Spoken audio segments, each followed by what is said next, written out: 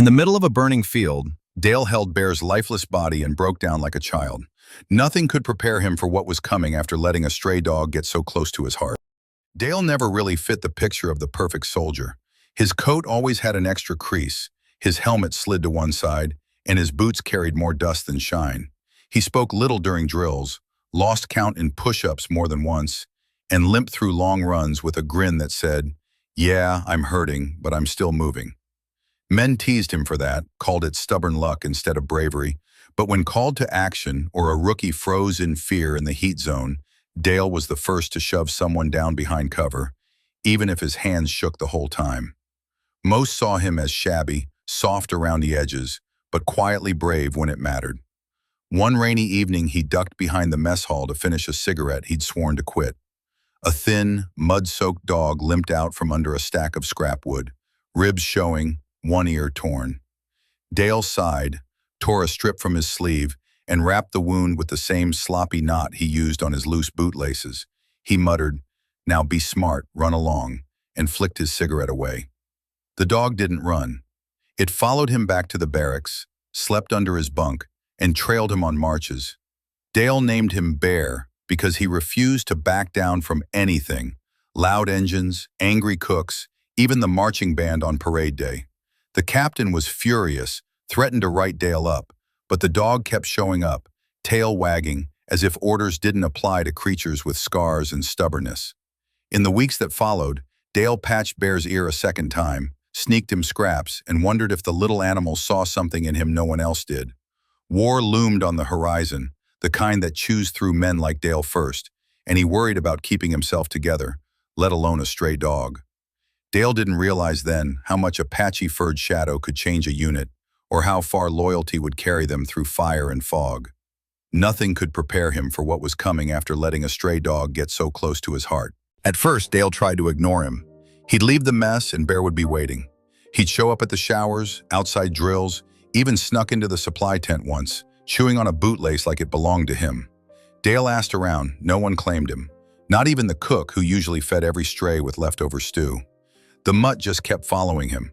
So after a few days of pretending it wasn't happening, Dale gave in, tossed Bear a slice of bread under the table one night. That was it. From then on, the dog was glued to his side. The other guys started noticing. Some liked Bear, thought it was funny the way he'd stand guard outside Dale's bunk. Others rolled their eyes.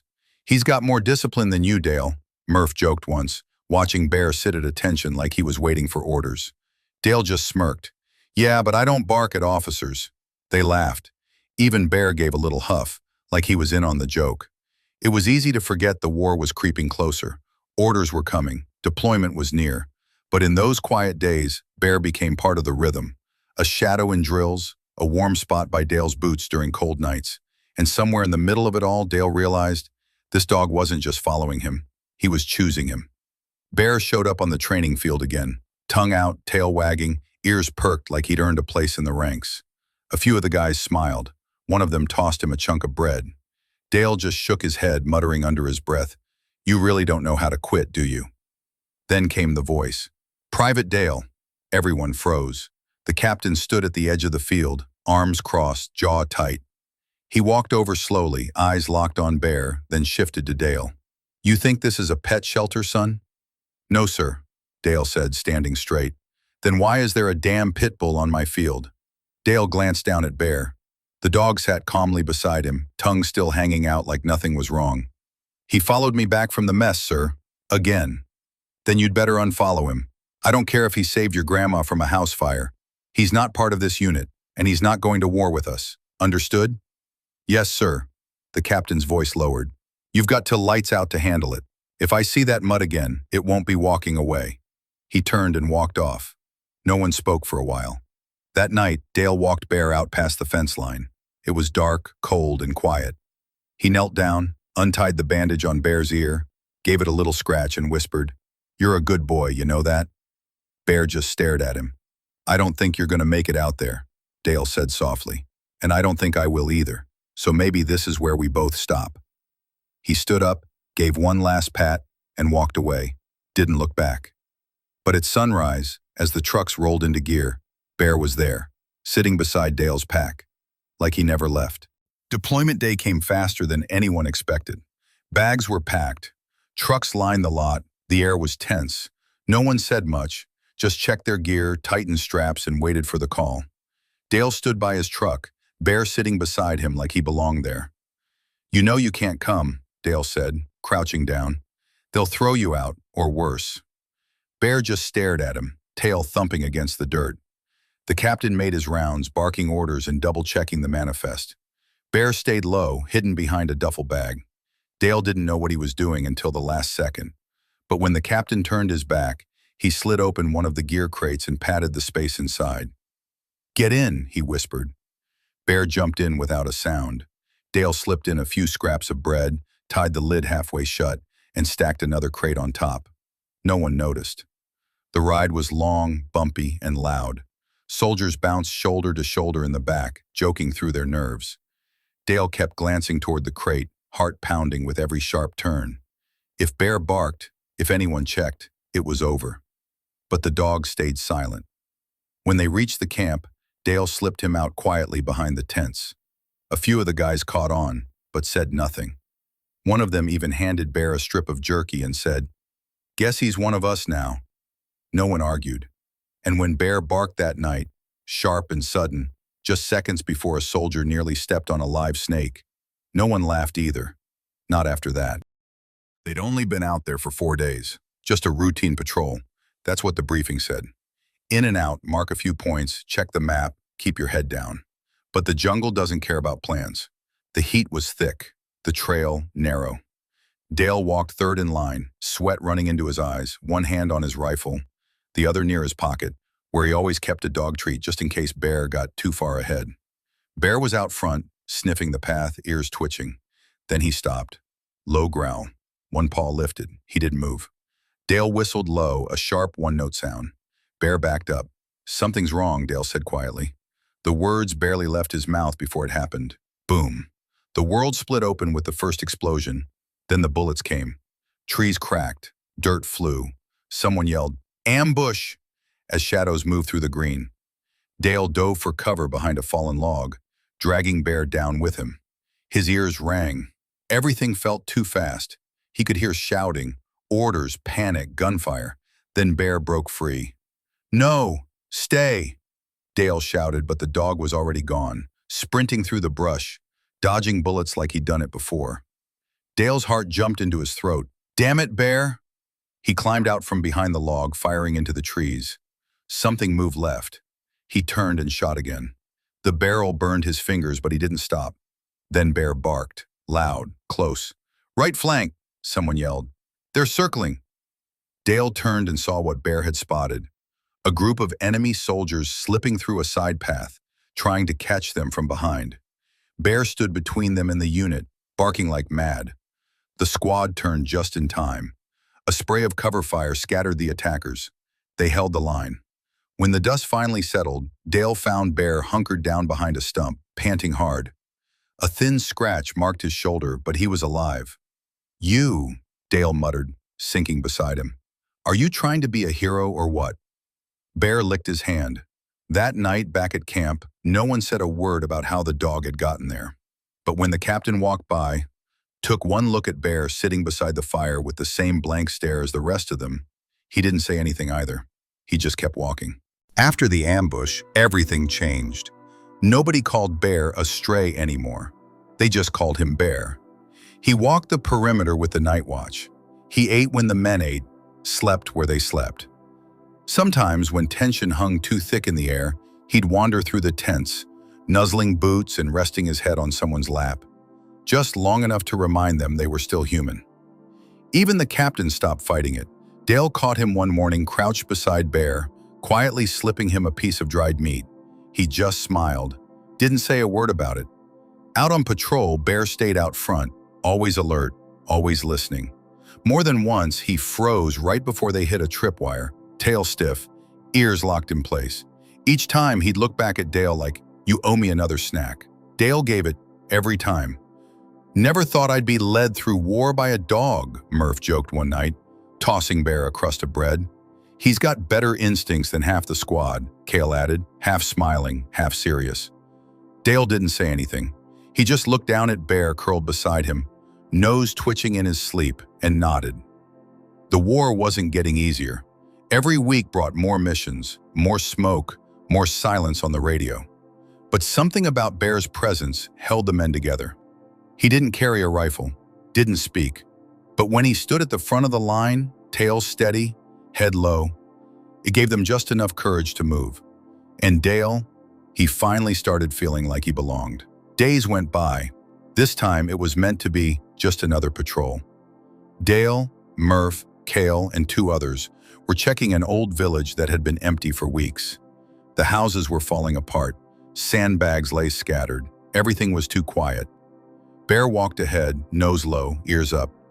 "Eyes open," Cale said, scanning the area. Then Bear stopped, growled, low and deep. In a flash, he took off toward the side of a broken hut. "Bear!" Dale yelled, already running after him. Then came a loud scream, a man's voice. Dale and the others rushed forward and found Bear biting deep into someone's leg, an enemy spy trying to get away. The stranger was holding a small device in one hand, pressing buttons. "Drop it!" Murph shouted, but it was too late. A blast tore through the air.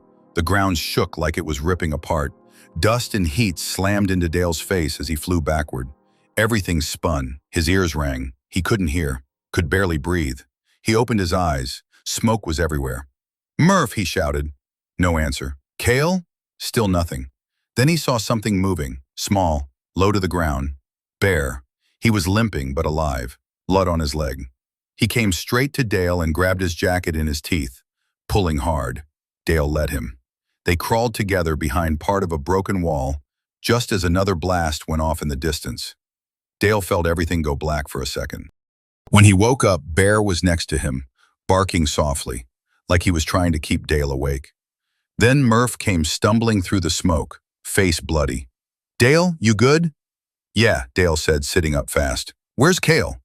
They both looked around and saw him. Cale was lying face down in the open, still. His helmet gone. Cale was already dead. Murph didn't say anything for a long time. Then he walked over and dropped to his knees beside him. Bear followed him, sitting next to Cale's boots throughout that night.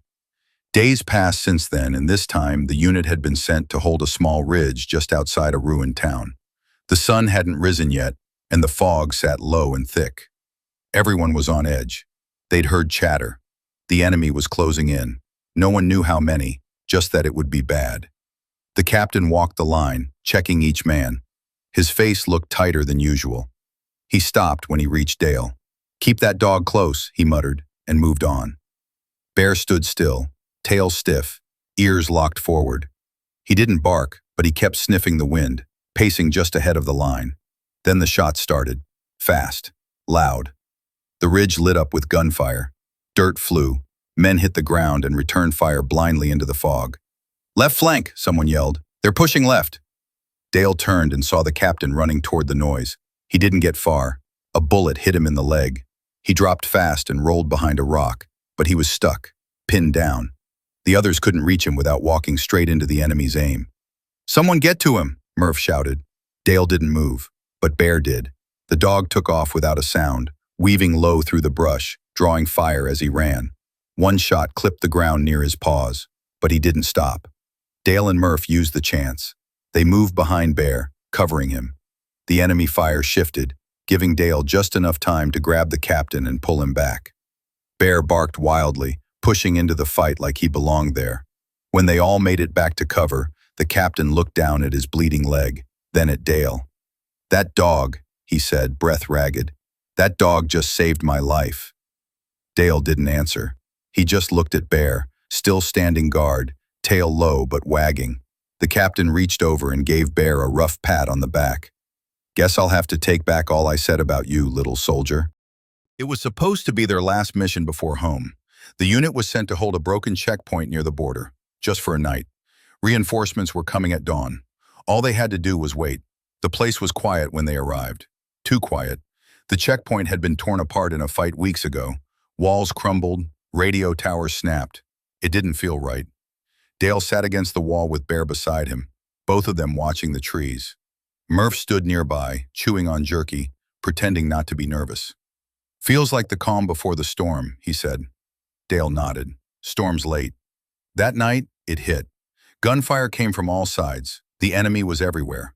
Hidden in the dark, shooting from the trees, shouting orders in a language none of them understood. The unit scattered, scrambling for cover. Dale grabbed Bear and dove into a ditch, bullets flying overhead. Murph yelled from behind a crate, "We're surrounded!" Dale popped up and fired blindly, trying to spot the shooters. Then Bear growled, sharp and loud, and took off. "No! Bear!" Dale shouted, but the dog was already running through the chaos. He vanished into the dark. Seconds later, a burst of barking, then a shout. Someone screamed. Another enemy, a sniper, had been hiding in the rocks above. Bear had found him, exposed him. The rest of the unit opened fire and took him out. They held the line. When the fight finally died down and the sky started to lighten, Dale ran out, searching. He found Bear lying in the dirt near the rocks. He was breathing, barely, blood on his side. Hey, stay with me," Dale said, falling to his knees. "You're okay. We made it, buddy." Bear wagged his tail once, just once. Then he rested his head on Dale's boot, and he didn't move again. Bear took his last breath. The war was over. There was no celebration, no cheers, just silence, the kind that settles into your bones and stays there. Dale walked with the last group of men heading out. The road was long and dry. His pack felt heavier than ever, though he'd left most of his gear behind. He didn't speak much. Neither did Murph. Every few miles they passed reminders. A burned-out Jeep, a helmet half buried in the dirt, a boot with no foot in it. No one looked too long. Tied to Dale's pack was a small, worn cloth, once part of an old bandage, still stained with blood. Bear's bandage. Dale kept touching it, like if he held it long enough, Bear might show up again, tail wagging like he always did. He used to talk to Bear on marches. Dumb stuff, like what food they'd eat if they weren't stuck eating cold beans. Now, Dale talked to him in his head. He still walked a little to the left, like he was making space beside him. Every night, he rolled over expecting to hear soft breathing at his feet, but there was nothing. At a checkpoint close to home, a small dog, young, scrawny, ran up to the line of soldiers. It barked once and wagged its tail. Most of the men ignored it. Dale didn't. He crouched, reached into his pocket, and pulled out a scrap of jerky he'd been saving. The dog came closer, sniffed, and took it gently from his hand. He didn't call it over, didn't name it, just smiled a little, eyes low. Then he stood up and kept walking. Nut. Bear died a hero, and that was enough. If you were touched by this story, please take a moment to like this video, subscribe to our channel, and join us in sharing good stories that matter. Thank you for watching. We'll see you in the next story.